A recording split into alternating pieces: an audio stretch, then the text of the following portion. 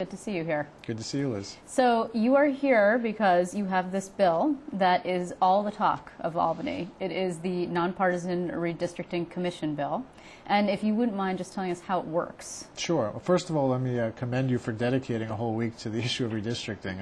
It turns out to be very interesting, actually. It actually is. Some people might find it a little bit wonkish, but I think it's a very important issue that a lot of people now have caught hold on, and especially during Shark Week. You're going right up against the Sharks. So, I didn't know that. Yeah, on another network. That's but terrible. Redistricting is more important. But to answer your question, the legislation has been in for several years. It seeks to remove the politics as much as possible out of the process, and it does that in two important ways.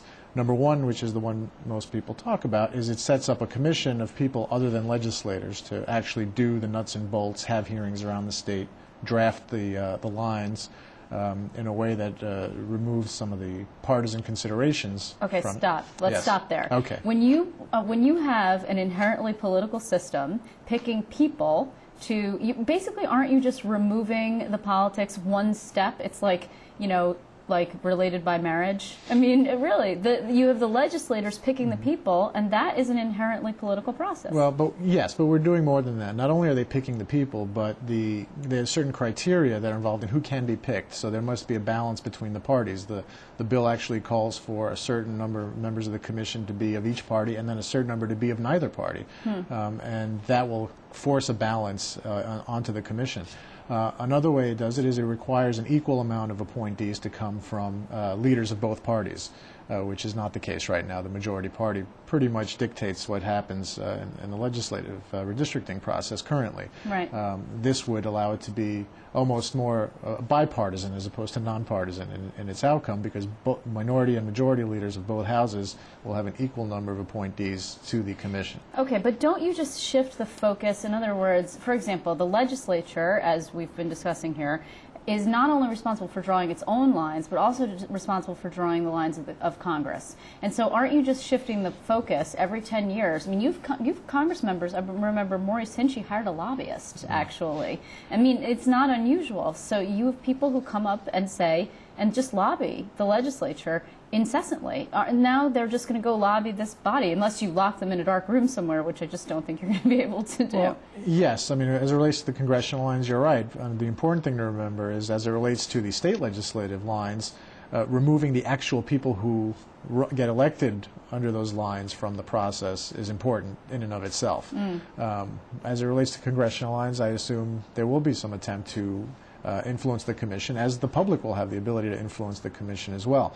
But that brings us into the second part of the bill, which is almost more important than the commission itself, and that is the changing of the criteria that can be used to draw the lines. Right now, under the current system, it is explicitly permissible that political considerations can be used in drawing a line. So I know later in the week you're going to have my colleague Hakeem Jeffries on the program. His house was specifically drawn out of an assembly district. It's amazing to keep him from running for it. That is legal right now. That is permissible. This decision went all the way to the Supreme Court, which said that, yes, partisan and political considerations are perfectly okay in the drawing of lines. Well, it's not only legal, it's actually encouraged, in so much as elected officials go to whoever is in charge of Bill Parment, who we already spoke with and headed this up for the Assembly the last time around 10 years ago.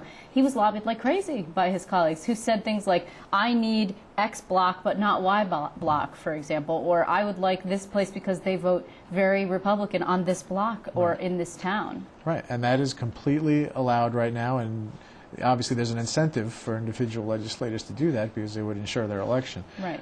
The bill would prohibit that, which would be revolutionary, almost more so than the establishment of the commission. It would prohibit political considerations or partisan considerations from coming into play in the drawing of these district lines. So if someone can show that their house is abnormally drawn out of a district and the evidence leads one to conclude it's done to keep that person from running, that would become illegal under this legislation. Okay, so there's two things. First of all, I mean, I know now everybody is just running to sign these pledges that Mayor Koch, who has also talked to us, is talking about. You are either an enemy or a hero of reform because you will support ethics reform, budget reform, and most importantly, nonpartisan redistricting. However, when the rubber really hits the road, and it comes time to pass this, is it possible, like what happened in California, I mean, because of Nancy Pelosi, actually, California's Prop 8 which was an initiative referendum, a different way to get this done, and did in fact pass by the public, passed it in '08, took out the congressional lines and said, we'll leave that to the political process, but you, legislature, can't draw your own lines. Do you see that as possible here? Honestly, we're far from